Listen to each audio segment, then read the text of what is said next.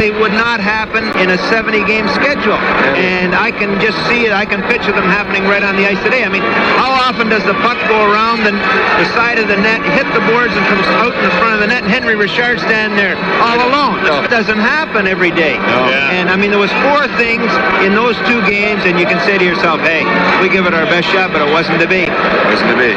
Gentlemen, I really appreciate you taking the time to climb the stairs and come up here tonight. And you gave us all many, many thrills during your playing days here in the stadium, and anybody in this rink, I'm sure, would love to see a defense pair work together as well as you guys did.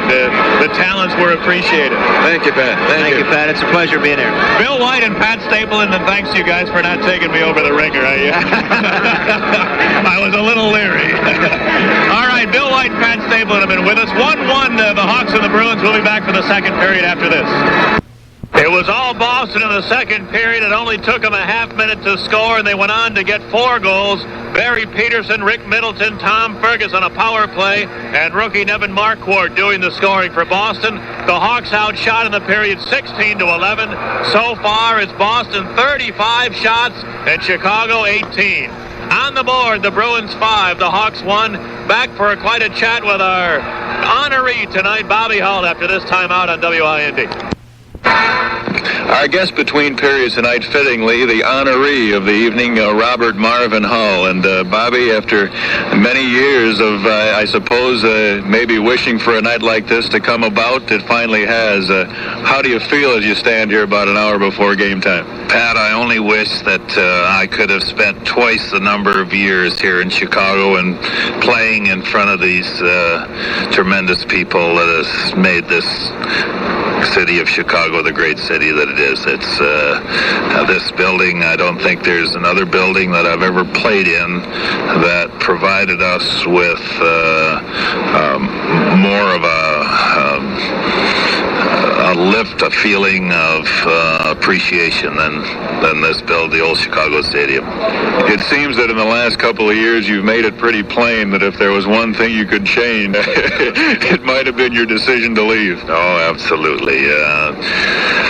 It was unfortunate the way things happened, the turn of events, and I was kind of forced into making a decision. I've said it on a number of occasions that likely the biggest mistake that I ever made in my life was leaving Chicago. This city was my home for some 15 years, and every time I come back here, I leave a little bit more of myself, and it's the kind of city, no matter how long I'm away from it, when I come back, it's still as friendly as when I left it, and I'd like maybe to come back here and spend a little more time. Well, there's a lot of folks that would like to see you around these parts, too. Bobby, just to reflect quickly on that time when you did decide to jump, was it a money decision? Was it a thing where you saw yourself maybe as being a sort of a messiah in some way to lead a new league ahead? What was going through your mind at the time? Well, Pat, I didn't want to leave Chicago. I had a meeting with the Blackhawks, Arthur Wirtz, Bill Wirtz, Tommy Ivan, over at the Furniture Mart the winter before I left, and I wondered at the time what the meeting was all about, because we had lunch, and then the big question came out, what are your plans? And I couldn't figure out exactly what they meant, what my plans were, but in looking back on it, they knew at that time that there was talk of another league, and they wanted to know what my plans were, and I said, well, of course I don't have any other plans, but finishing my career in Chicago, they knew how much I loved the city and how much I loved the Blackhawks, and they asked me what my plans were, and I said I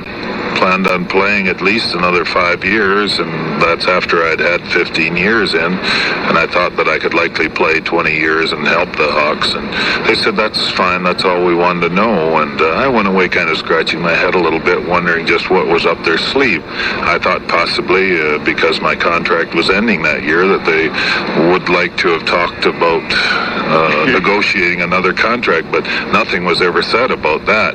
Then came the last game in the spring, or even before that. As a matter of fact, it was in the middle of that winter at Grey Cup time out in Vancouver, when a friend of mine and who played here, Bob Turner, a mutual friend of Ben Hatskin, introduced me to Ben Hatskin from Winnipeg, and he offered me a 10-year contract at that time to play with the Winnipeg Jets for $250,000 a year, and I said, thank you very much, but I have another 40 games or 50 games and playoffs to put in with the Blackhawks, and I didn't really want to discuss it.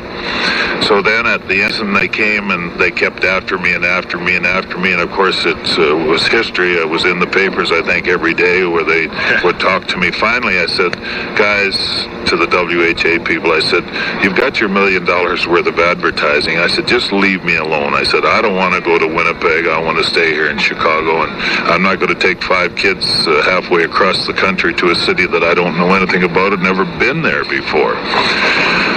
So finally, well, what would it take for you to leave? And I said, guys, I don't want to leave. I said, get lost. I want to stay right here in Chicago. And that came down to, well, what would it take for you to leave? So at that time, I said, well, I'll scare them off. I'll tell them that I want to play 5 more years in Chicago, and I knew likely that I could negotiate a contract here for $250,000 a year, and I felt that if I went to the WHA and they were going to pay me $250,000 a year, I'd get that for the first year, and then if they folded, I wasn't going to push them for the for the 4 years at $250. I'd be out $1 million. So I told them, I said, if you've got $1 million up front, then I'll go, thinking that it would scare them away. Had I known that they were going to come up with it, I just said $5 million or $10 million. It was just a figure to tell them to get lost, because I didn't think anyone was worth that kind of money. And then when they said, don't do anything until I talk to you, I said, what the hell? What are these guys going to do? They're going to try to come up with the money. So then a week after that, they called. We got $250, another couple of days, $500. I said, they're going to raise the money. And when it got to $725,000, I said, well, I'm gone, because Ben Hatskin will raise the rest, the other $250,000. So they really, and the Blackhawks never really offered me a contract until 2 days before I left to sign that contract. And by that time, it was too late. I'd given my word, and I wouldn't go back on it. Bobby, you've been not shy about speaking out in some of the things you feel about this game that has given so much to you and that you love so much. And let me make you commissioner of the NHL for about 2 minutes here. What do you see in the game as it's played today? Do you like what you see? Do you like the influx of the younger players and the players with not as much minor league experience as the fellas in your day? Do you like the wide open style that we see from time to time? Commissioner Hull, what are your formulas for the game as it is today? It's great to see these big, strong kids coming into the league, and I really feel that they're bigger and stronger and skate as well or better and shoot the puck as well or harder than we used to. But what I would change is the entire attitude taken by the owners, by the management and coaches and players right down through the ranks. We went out here to perform in front of these people in Chicago with pride, first and foremost in our mind. We were proud, first of all, to be professional athletes, proud of wearing that beautiful Blackhawk jersey, and proud to play in front of these tremendous people here, and of course we didn't want to embarrass ourselves or our families. That was first and foremost, and we came to play every game. We had a love affair with our hometown fans, and when we went on the road, we even entertained the peoples in the buildings that we went to visit. And now I don't really think that we're approaching the game with the proper attitude.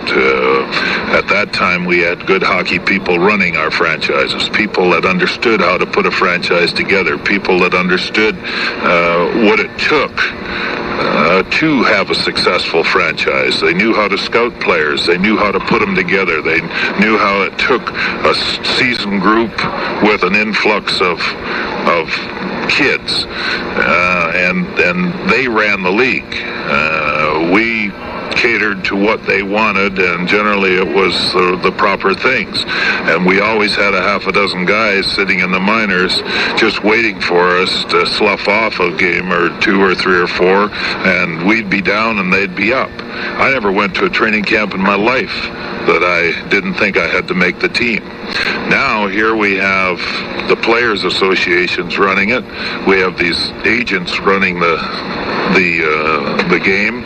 And how can you have some 400 or 500 people running an organization, running a business? You just can't have it. You have to have people at the top that understand what it stands, what it takes to put together a successful franchise, and you have to let them do it. You can't let your Eaglesons and your Players Associations run things, because unions have spoiled more businesses and more people than anything in this world, and that's what I would change about it all. Asking Bobby Hull if he's got any particular memories that stand out is that like asking Ripley if he's got anything to believe or not. But, with all of the glory that you've had, still the Hawks all-time goal-scoring leader, over 600 goals and 15, 16 years in the league, 5 or 6 50-goal years. Anything that, memory or two that you most often go back to? As you said, Pat, I've had a lot of wonderful memories, and it goes all the way back to likely my first year here. As much as there weren't a lot of goals scored that particular year, that love affair with these fans began to grow. I think the third year when I won the scoring, when I realized that I could score goals and entertain people, meant a lot to me. Being able to score 50 goals meant a lot to me, because my dad told me at one time that I'd never score 50, and I wanted to do it for him. The night that I was able to break the 50-goal barrier for the first time, and it wasn't so much scoring the goal, because I knew that someone sooner or later would, but it was the tremendous ovation and the appreciation that these fans showed me, and I had goose flesh the size of robin's eggs. I mean, I kept cheering and cheering, and I wanted to crawl underneath the bench over there. But those are moments that I'll never ever forget.